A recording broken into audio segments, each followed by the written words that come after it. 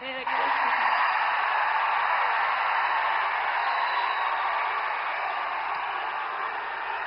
भारत माता की, भारत माता की, भारत माता की। बागलकोटेಯ ಮತ್ತು ವಿಜಯಪುರದ ನನ್ನ ಸೋದರ ಸೋದರಿಯರಿಗೆ ನಮಸ್ಕಾರಗಳು। मैं मां बनशंकरी को प्रणाम करता हूं। इस मन से गुरु बसवन्ना और सिद्धेश्वर स्वामी को भी नमन करता हूं। साथियों, आज सुबह ही हमें एक दुखद खबर मिली है। संसद में मेरे साथी बीजेपी के वरिष्ठ नेता और सामाजिक न्याय के अग्रणी सिपाही श्रीनिवास प्रसाद जी अब हमारे बीच नहीं रहे। श्रीनिवास प्रसाद जी कर्नाटका की चामराजनगर से सांसद थे। श्रीनिवास जी जमीन से जुड़े नेता थे, सच्चे अर्थ में जननेता थे। अपने इतने दशकों के सामाजिक जीवन में उन्होंने हर क्षण गरीबों, शोषितों, वंचितों की सेवा की। उन्होंने केंद्र और राज्य सरकार में कई अहम मंत्रालयों को भी दायित्व संभाला था। दलित वर्ग के सामाजिक उत्थान के लिए उन्होंने जो प्रयास किए, उन्हें हमेशा याद किया जाएगा। ईश्वर उन्हें सद्गति दे। उनके परिवार और समर्थकों के साथ मेरी संवेदनाएं हैं। साथियों, 2024 का चुनाव भारत का भविष्य तय करेगा। ये चुनाव विकसित भारत के संकल्प का चुनाव है। ये चुनाव आत्मनिर्भर भारत की सिद्धि का चुनाव है। हमारा संकल्प है कि नेक्स्ट कुछ ईयर्स में, आने वाले कुछ सालों में भारत विश्व की टॉप 3 इकोनॉमी बने। आप मुझे बताइए कि भारत को दुनिया की तीसरी बड़ी आर्थिक शक्ति कौन बनाएगा? कौन बनाएगा? कौन बनाएगा? कौन बनाएगा? जी नहीं, आपका एक वोट बनाएगा। आपके वोट की ताकत है जो मोदी को मजबूती देगी और तब जाकर के देश दुनिया में टॉप 3 इकोनॉमी बन जाएगा। हमारा संकल्प है कि हम भारत को मैन्युफैक्चरिंग हब बनाए। हम भारत को स्किल सेंटर बनाएंगे और ये संकल्प वैकेशन गुजारने वाले नहीं कर सकते पूरा। मौज मस्ती में जिंदगी गुजारने वाले ये काम पूरा नहीं कर सकते हैं। इसके लिए तो विजन चाहिए और विजन के लिए जिंदगी चाहिए खपाने के लिए। जब विजन के लिए जीवन खपाते हैं और जब एक लक्ष्य को लेकर, एक संकल्प को लेकर 24/7 दिन रात काम करते हैं, तब जाकर के संकल्प सिद्ध होते हैं। और इसलिए मोदी का विजन भी क्लियर है और मोदी का जीवन भी 24/7 फॉर 2047। और इसलिए आज पूरा देश कह रहा है, फिर एक बार, फिर एक बार, फिर एक बार, फिर एक बार, फिर एक बार। जरा एसपीजी वाले ये बच्ची एक तस्वीर लेके आई है, कब से खड़ी रही है, उसकी तस्वीर ले लीजिए। बेटा please write down your name and address. मैं आपको चिट्ठी जरूर भेजूंगा। जरा उनसे एसपीजी के लोग फोटो ले लेना। आप हाथ नीचे करो बेटा, वो ले लेंगे। अब आप हाथ थक जाएगा आपका। हाँ।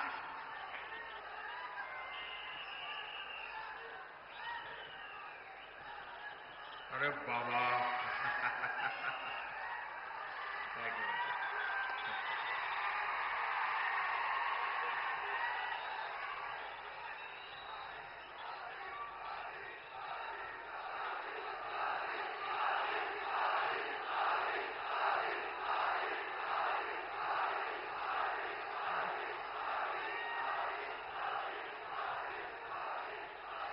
साथियों,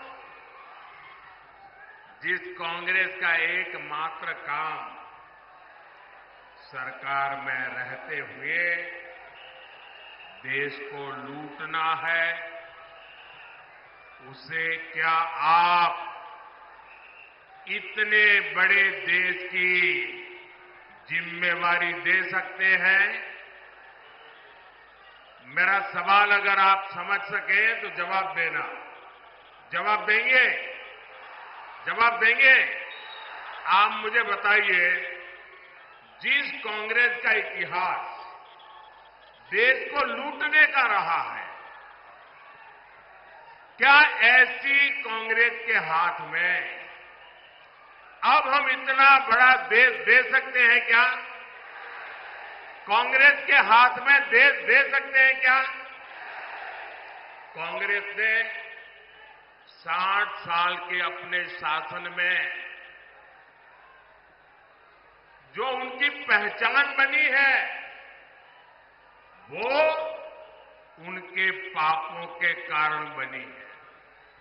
भाइयों और बहनों, कांग्रेस पार्टी ने यहां कर्नाटका को भी अपनी लूट का एटीएम बना दिया है।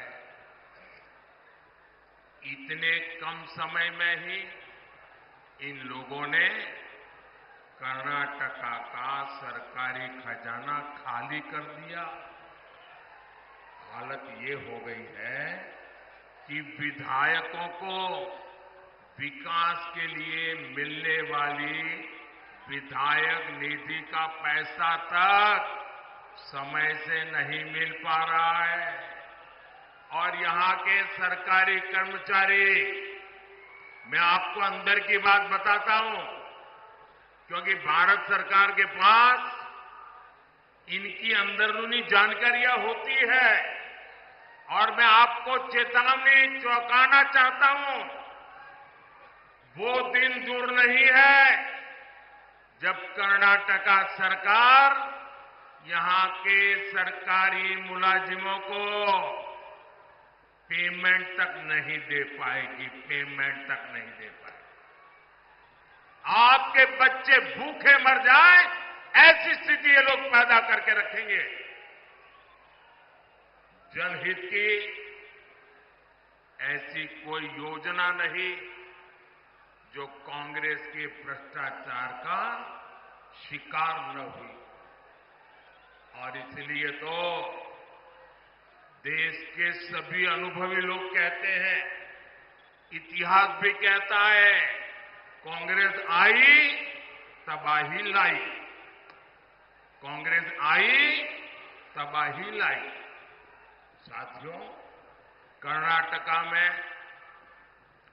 कांग्रेस सरकार नहीं चला रही है। कांग्रेस पार्टी यहां वसूली गैंग चला रहा है, वसूली गैंग चला रहा है। पूरी सरकार इसी प्लानिंग में लगी हुई है कि कहां से वसूली हो, खजाने में पैसा आए और उसको लूटकर अपनी तिजोरी भरें। हमारा कर्नाटका और बेंगलुरु, जिसे दुनिया में टेक हब पर जाना जाता है, टेक हब के रूप में पूरे विश्व में हमारे कर्नाटका ने देश का नाम ऊंचा किया। आज कांग्रेस सरकार ने ये टेक हब को टैंकर हब बना दिया, टैंकर हब बना दिया। पानी के लिए टैंकर माफिया लोग मनमानी वसूली कर रहे हैं और इसका भी कमीशन कांग्रेस के लोगों तक पहुंच रहा है। लेकिन कांग्रेस इतने से संतुष्ट नहीं है। ये लोग 2G स्कैम जैसा लाखों करोड़ के घोटालों वाला स्कैम करने के लिए सपने देख रहे हैं। आप मुझे बताइए, 7 मई को कर्नाटका को लूटने वालों को सजा मिलनी चाहिए कि नहीं मिलनी चाहिए? सजा मिलनी चाहिए कि नहीं मिलनी चाहिए? कांग्रेस के भ्रष्टाचार का हिसाब करना चाहिए कि नहीं करना चाहिए? चून चून करके कांग्रेस को साफ करना चाहिए कि नहीं करना चाहिए? करेंगे? पूरे कर्नाटका में कर देंगे, हमारे बागलकोट में भी कर देंगे, पूरे इस क्षेत्र में कर देंगे। साथियों, मोदी जनता के बीच अपना रिपोर्ट कार्ड को लेकर आता है। हमने कर्नाटका और उस क्षेत्र के लिए इतना काम किया, ये भी आपके सामने है।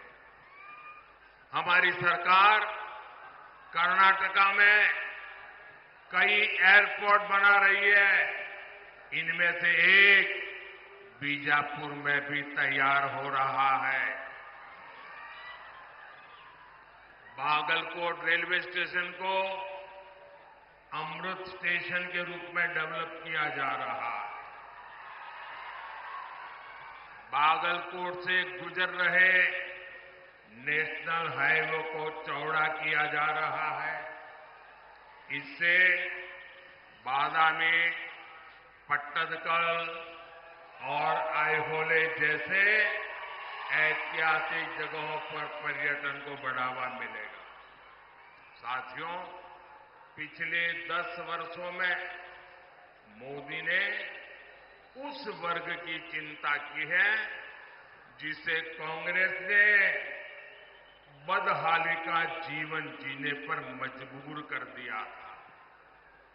आज ये लोग बयान देते हैं और पता नहीं क्या क्या बोल रहे हैं। ये कहते हैं एक झटके में गरीबी हटा देंगे। अरे 60 साल हो गए, तुम कुछ नहीं कर पाए यार, क्यों ऐसे दावे मार रहे हो? सर, इनकी कई पीढ़ियां इस बात का गवाह है कि वंचित वर्ग के लिए इनकी मानसिकता क्या रही। करोड़ों परिवार इस देश में जीवन की मूलभूत जरूरतों से वंचित थे। उनके दुख, उनकी तकलीफ से कांग्रेस और उनके साथियों के कोई वास्ता नहीं था।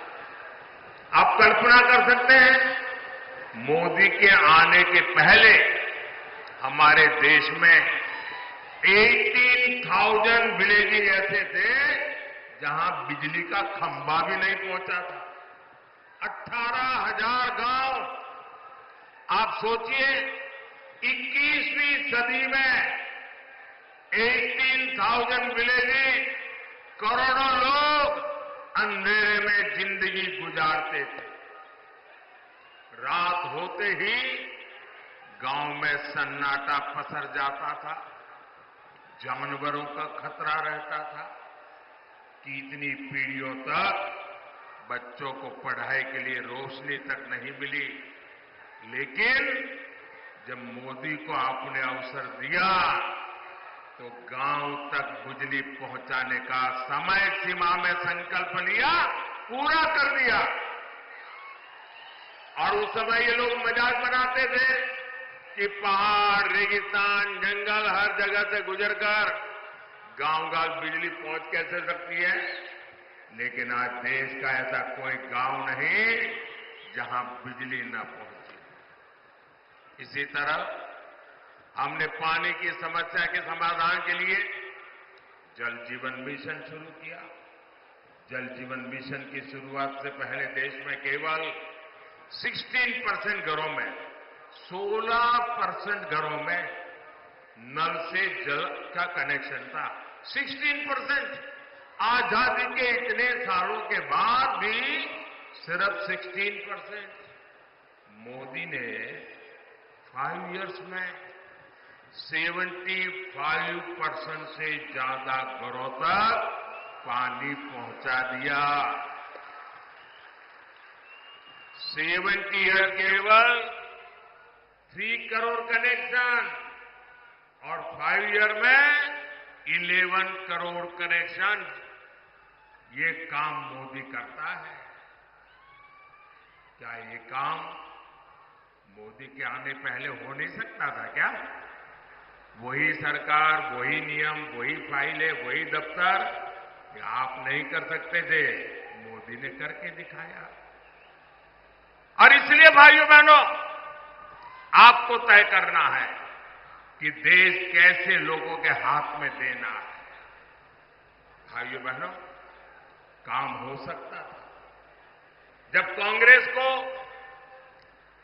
गरीब की, वंचित की रत्ती पर थोड़ी सी भी चिंता होती।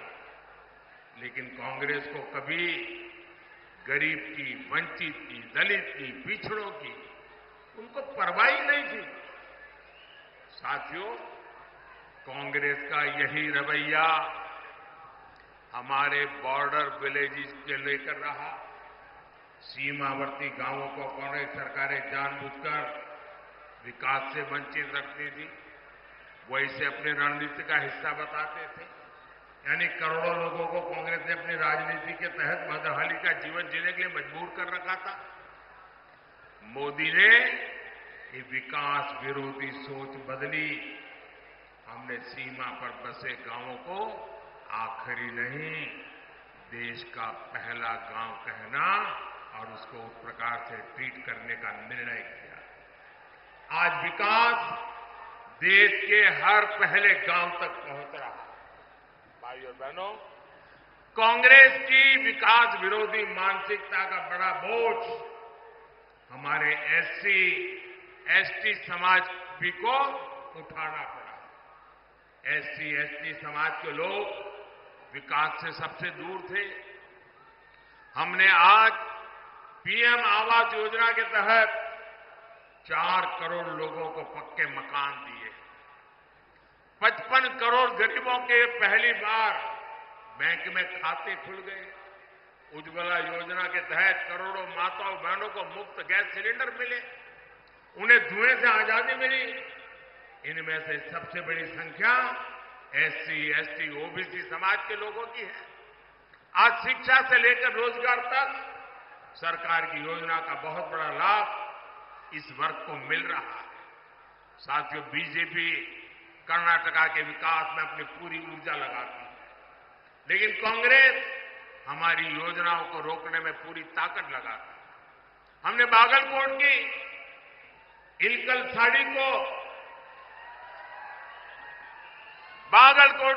साड़ी उसको वन डिस्ट्रिक्ट वन प्रोडक्ट योजना में शामिल किया, ताकि यहां के बुनकरों को, जिन्हें आप नेकारा कहते हैं, उनकी इनकम बढ़े। लेकिन कांग्रेस हमारे बुनकर भाई बहनों की जरूरतों पर ध्यान नहीं दे रहे। साथियों, यहां भी मंच पर हमारे येदियुरप्पा जी भी है। उन्होंने किसानों के कल्याण के लिए अपना जीवन समर्पित कर दिया। किसानों का हित बीजेपी की प्राथमिकता रहा। हमने हाल ही में शुगर केन का मूल्य बढ़ाया है। इथेनॉल के जरिए हम गन्ना किसानों की इनकम बढ़ा रहे हैं। लेकिन कर्नाटका सरकार ने सिंचाई परियोजनाओं को रोककर पानी का संकट खड़ा करके किसानों को परेशानी में डाल दिया है। साथियों, मैं आप सबको कांग्रेस के एक और खतरनाक गेम के बारे में आगाह करना चाहता हूं। जब से यहां कांग्रेस की सरकार बनी है, तब से कैसी कैसी घटनाएं हो रही हैं, ये आप जरा चिंता का विषय है। उसको एक साथ जोड़ करके देखिए, उसको टुकड़ों में मत देखना। आप सोचिए भाइयों बहनों, हुबली में क्या हुआ, हमारी एक बेटी के साथ क्या हुआ।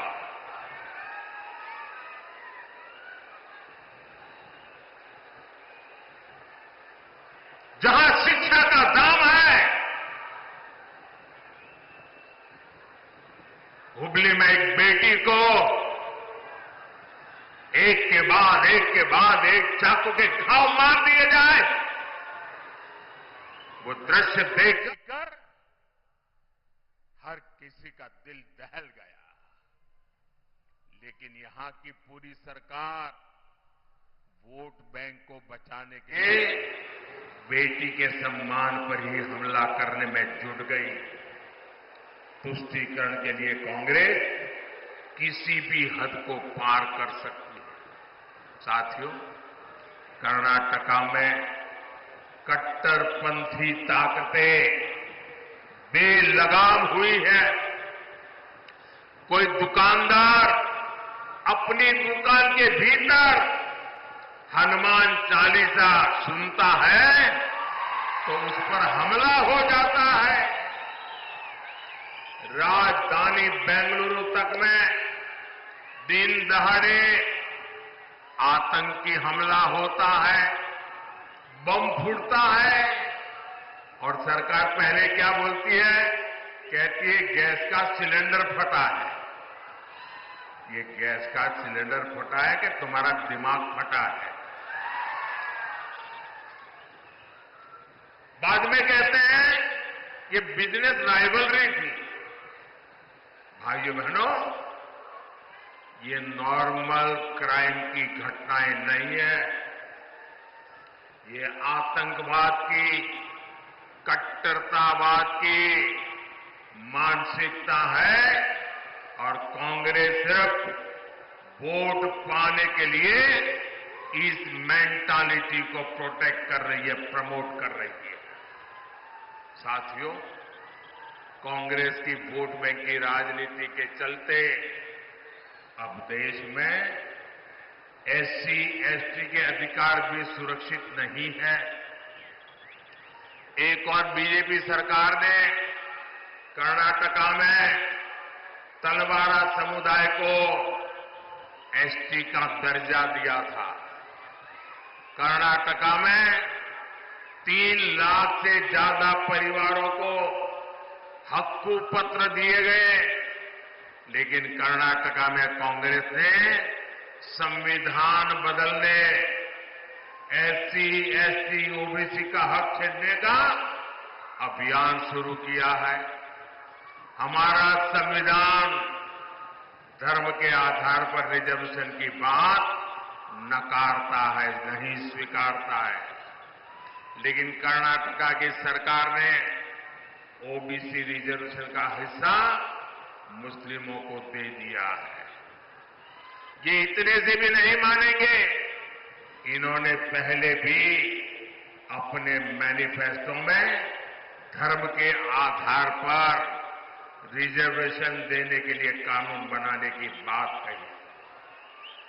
इस बार भी इनके मैनिफेस्टो में ऐसे ही सिग्नल है और मैं देश के मेरे दलित भाई बहनों को, मेरे एसटी भाई बहनों को, मेरे ओबीसी भाई बहनों को, मैं आपको कांग्रेस के मंसूबों से चेतने की जरूरत समझिए।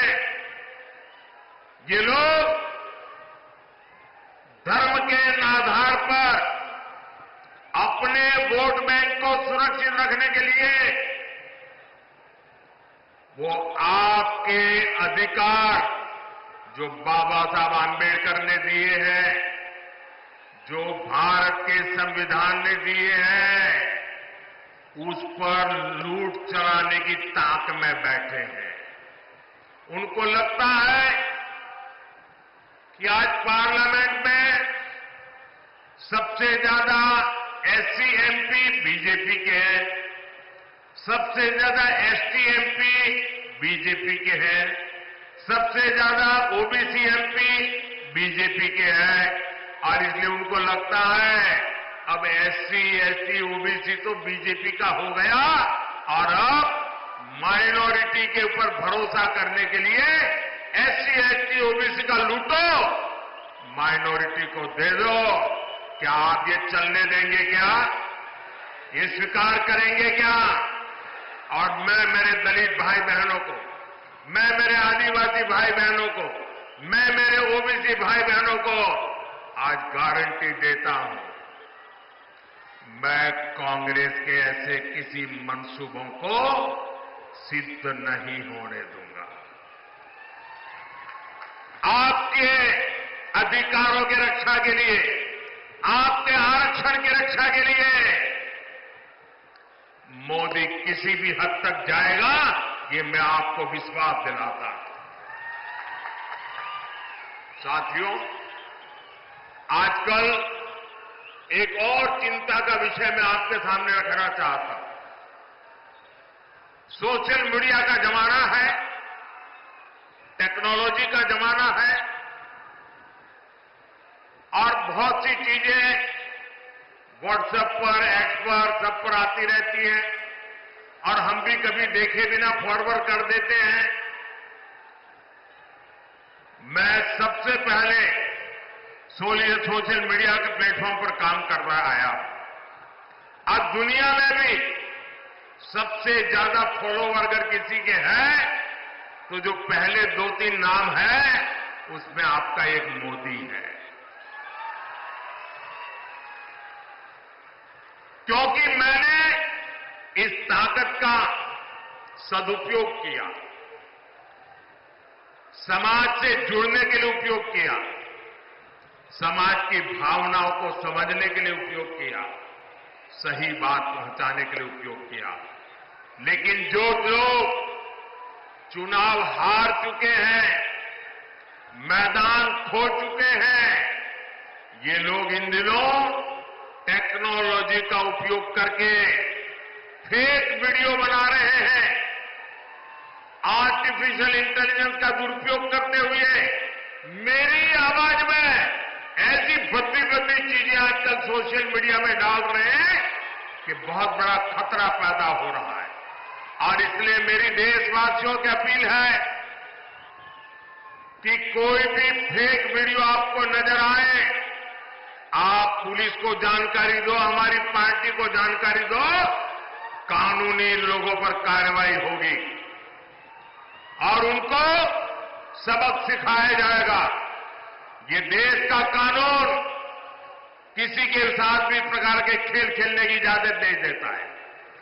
मध्य प्रदेश में चुनाव था, अमिताभ बच्चन की आवाज में उन्होंने ऐसी खबरें चलाई, आखिरकार अमिताभ बच्चन को एक एफआईआर करना पड़ा, वो लोग सारे पकड़े गए। ये खेल बहुत बढ़ाया इन लोगों ने हताशा और निराशा में, और इसलिए मेरे भाइयों बहनों, हमें जागरूक रहने की जरूरत है। ये कोई भी फेक चीज आए उस पर भरोसा मत करना। दूसरी एक बात,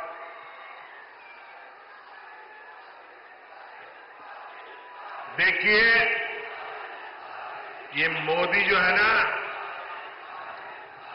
सीना तान करके आंख में आग मिला करके लड़ाई लड़ता है, पीठ के पीछे वार नहीं करता है। आपको याद होगा हमारे देश में अचानक एक बार बागलकोट की चर्चा शुरू हो गई थी, आपको याद होगा।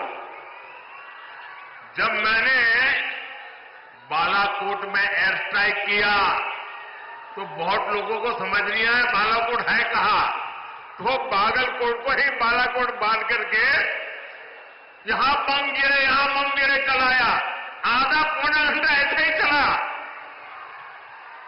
भाइयों बहनों, मैंने बालाकोट पर एयर स्ट्राइक किया, चोरी छुपे के नहीं किया, एयर स्ट्राइक कर करके प्रेस कॉन्फ्रेंस करके बताया कि आज हमने ऐसा ऐसा किया है और दुश्मन का इतना इतना नुकसान किया है। इतना ही नहीं, जब हमने एयर स्ट्राइक किया तो मैंने प्रेस को बुला के रखा था और फौज के लोगों को कहा था कि 11 बजे प्रेस को बताना है, लेकिन मैंने कहा कि उसके पहले मैं पाकिस्तान को टेलीफोन करके सूचना दूंगा कि आज हमने रात को एयर स्ट्राइक की है, तुम्हारे इतने लोगों को मारा, इतनी तबाही की है, उसको बता दूंगा, छुपाऊंगा नहीं। लेकिन पाकिस्तान वाले टेलीफोन पर ही नहीं आते थे, तो मैंने कहा इंतजार करो, हमारे फौज का लोग इंतजार करते थे। करीब 12 बजे बात हुई, उसके बाद मैंने दुनिया को बताया कि मैंने रात को एयर स्ट्राइक किया है और पाकिस्तान के छक्के छुड़वा दिए हैं। भाइयों बहनों, ये मोदी छुपाता नहीं है, न मोदी छिप करके वार करता है, जो भी करता है सामने से करता है, देश के लिए करता है। और आज भी जो लोग मेरे देश के निर्दोष नागरिकों को मारने की हरकत करेंगे, ये नया भारत है, घर में घुस करके मारेगा। साथियों, 7 मई को आपका वोट बैंक की राजनीति करने वालों को जवाब देगा। आपका वोट विकसित कर्नाटका, विकसित भारत की गारंटी बनेगा। मेरा अनुरोध है, बागलकोट से मेरे अनन्य साथी पीसी गड्डीगौड़ जी और बीजापुर से हमारे वरिष्ठ साथी रमेश जिनागी जी को विशाल बहुमत से विजयी बनाइए। आप यहां अपने परिवार में अपने परिचितों से कहिएगा कि मोदी जी आए थे, मोदी जी ने आपको प्रणाम कहा है, हर घर में मेरा प्रणाम पहुंचा देना। मेरे साथ बोलिए, भारत माता की, भारत माता की, भारत माता की। बहुत बहुत धन्यवाद।